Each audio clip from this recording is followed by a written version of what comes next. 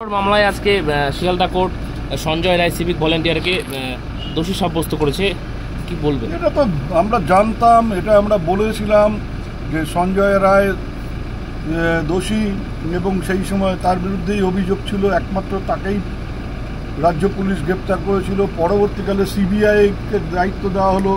যারা বিশ্বাস করছিলেন না রাজ্য সরকারের পুলিশকে, তারা সিবিআইয়ের তদন্তের দাবি করলেন এবং সিবিআই তদন্ত করেও ওই একই সঞ্জয় রায়কেই চার্জশিট দিল এবং বলল যে একা সঞ্জয় রায়ের পক্ষে এটা করা সম্ভব। মানে যারা যে একটা এক্সপার্ট টিম করেছিল, সেই এক্সপার্ট টিমের ওপিনিয়ন ছিল সঞ্জয় রায় একা এটা করতে পারে। তো স্বাভাবিক ব্যাপার, এটা দোষী সাব্যস্ত হবেই, জানা কথা ছিল, দোষী সাব্যস্ত হয়েছে। তবে এবার সাজাটা কি হয় তার জন্য আমরা তাকিয়ে আছি। আমরা চাই চরমতম সাজা হোক, একটা দৃষ্টান্ত স্থাপন হোক।